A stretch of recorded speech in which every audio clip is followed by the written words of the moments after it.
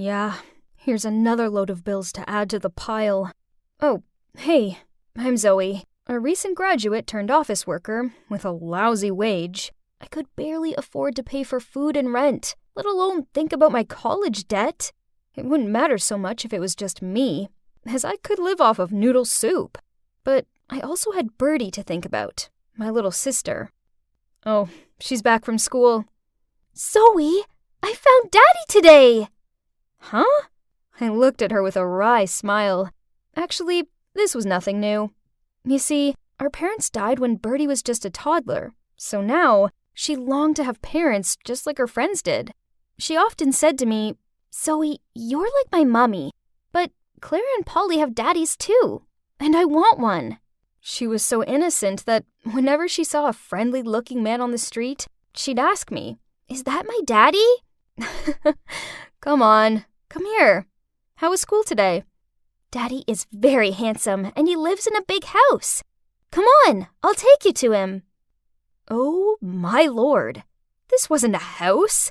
It was a mansion. Confused, I was about to question Birdie on this, but she started ringing the bell repeatedly. Before I could stop her, someone who appeared to be the butler came out and happily let us inside without questioning anything. That's odd. I sipped on my iced tea and peered around at the grandness of the place, absorbing the rich energy, when suddenly a very dashing guy walked over. There he is! That's Daddy! Huh? This was so confusing, and seeing her hug a stranger was super embarrassing. I had a talk with the guy to figure out what happened, and apparently he's called Harry, and he's 22 like me. Huh? That's crazy, as he looks and acts way older. As for the dad story, it turns out as Birdie was waiting for the school bus, she saw a woman drop her purse. So she rushed over and picked it up and was about to return it, but the woman turned around, saw Birdie holding it, and accused her of being a thief. Just in time, Harry appeared and claimed to be her father to settle the matter. Then he took her to the mansion and showed her around. So that's what happened. Ugh, my sister. Birdie has told me everything. She's such a precious child. I'd happily adopt her. No way! Why not? You like being here, don't you, Birdie? Zoe, I really like it here. I can play with Oreo as much as I want. And now, I have a daddy just like Clara and Polly do. But I can't just leave her alone. Of course not. You can stay with Birdie. What? How come such a good person suddenly fell from the sky? Skeptical, I told Harry I needed more time to think. He smiled and handed me his business card and told me to call him any time. What is this?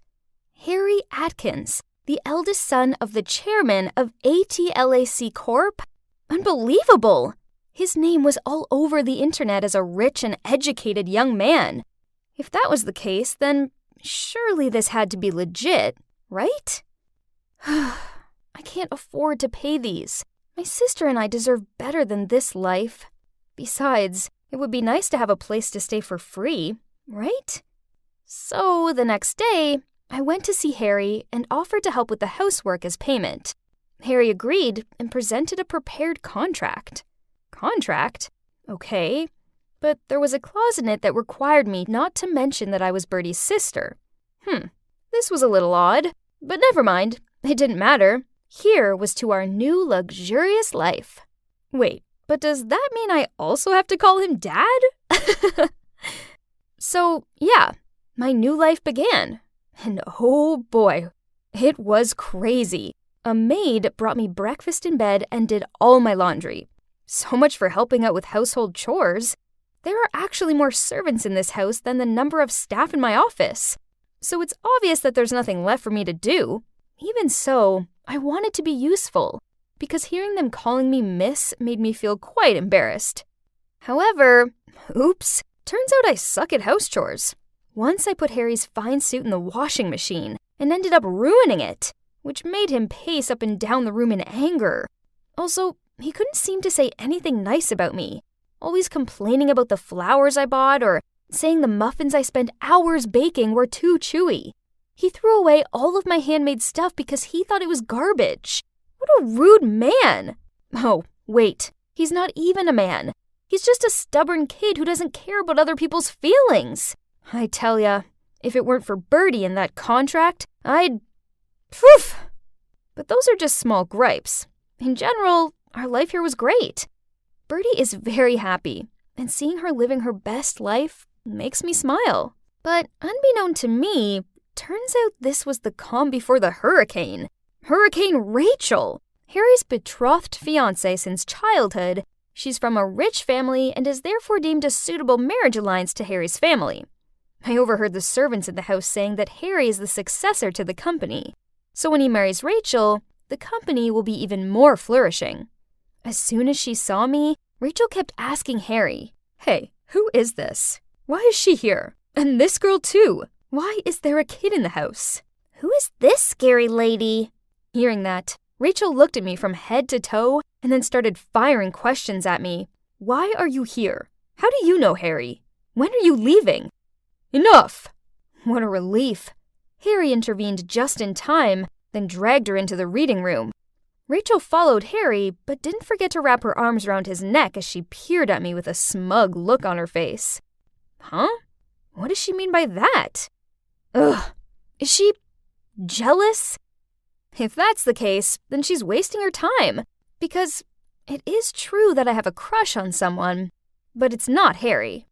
You see, the other week I was wandering home from the grocery store when I met the love of my life. My shopping bag split, and my soda, cookies, and potato chips tumbled out. I was trying to pick everything up without getting run over, when suddenly a guy appeared and helped me. Then he drove me home. His name's Marcus, and he's so hot. After that, we exchanged numbers, and have been texting ever since. Marcus is so easy to talk to, so I confided in him about everything, from Birdie being adopted to the fact that I'm now working as a housekeeper. He's so sweet and kind, and I feel like I can tell him anything. He's the prince of my dreams. Anyway, my strange life in the mansion continued. One thing's for sure, Harry was great with Birdie. For her birthday, he surprised her with a trip to the amusement park. I have to admit, we had a lot of fun together. Birdie made us go on the carousel 5 times. Then we got ice cream. Suddenly, I noticed Harry giving me this odd look. "What?" "You have some ice cream on your lips. Here." He leaned forward and gently dabbed it away with a napkin. Just then, a crowd rushed in, and Harry reached out and pulled me and Birdie closer to him. Our eyes met, and... Why did I have goosebumps and a pounding heart? What did that mean? Did he do that intentionally or not? Why did I have this strange feeling? While I was still sinking deep in my thoughts, Harry stopped the car and said he needed to pass by his brother's place for some files. Huh? Isn't that... Marcus? Marcus? I blurted out. "You two know each other?" I didn't answer. Instead, I turned my attention to Birdie. When we got home, I kept wondering why Marcus never told me who he was. I texted him to ask, and he replied that they don't get along, so he didn't want me to know. Despite all that, I stayed up all night thinking about Marcus. And also Harry. It's safe to say I was confused about everything. Then, Marcus and Rachel suddenly showed up at Harry's house one day with a load of groceries. Rachel announced that she was baking a cake, as it's soon going to be her birthday, and we should all assist. Okay, weird, but whatever. I was preparing the mixture when Marcus took my stirring hand and insisted on helping me. Suddenly, Harry burst in between us. Upon seeing this, Rachel yanked on his arm and pulled him away. My eyes widened in horror as I saw the mixture fly into the air and slow-mo splatter all over us. We stood there covered in cake mixture as we all exchanged dirty looks. Okay, so after that little display, I think it's clear to say that Harry has feelings for me. Later on, when Marcus and Rachel had left, and I was freshly showered, Harry knocked on my door and smiling at me said, "Zoe, there's a family dinner tomorrow where you'll get to meet my parents. Don't worry, you won't have to say anything. As a way of saying thanks, I'll pay off your college debts." Okay, so that was weird, but At this point, I'd learned not to question it anymore. Besides, it would be so nice to be debt-free. And it was just dinner, right? I want to break off the engagement with Rachel. This is my girlfriend, and we already have a kid together. What? I almost blurted out, but Harry squeezed my hand to stop me from saying anything, so I sat there with a dumbfounded look on my face. Right at that moment, Marcus and Rachel burst in. Stop the act! Mom, Dad, this isn't his girlfriend, and that little girl is actually her sister. She's just some poor maid. Yes, that's right. I've known all along. I'm the one who told Marcus to pretend to like you to get proof. What is all this? Mom, Dad, I don't think a liar like him should be the heir of your company. I hope you rethink your decision. I didn't understand. What's going on here? Girlfriend? My child who? The heir of what? I just knew one thing only, that I was fooled by both my crush and Harry. I felt like such an idiot. So I quickly grabbed Bertie, packed up all my stuff, then ran out of that mansion immediately. Poor innocent Bertie seemed so confused. She kept asking where her daddy was and why she couldn't stay with him. I took what was left of our savings to rent a small apartment for both of us. Life went back to normal. Final demand letters and all. This was our reality. I knew that now.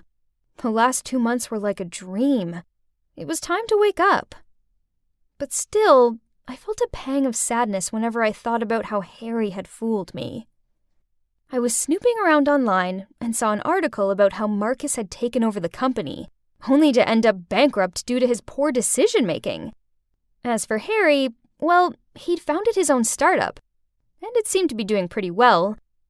But then, one sunny day, I was on my way to pick up Bertie from school when a familiar person walked alongside me. Hey, it's a nice day, isn't it? Harry? What do you want? Look, I admit that at first, I was just using you to get out of my engagement with Rachel. But then, I want you and Bertie in my life. I love you, Zoe. Please come home with me.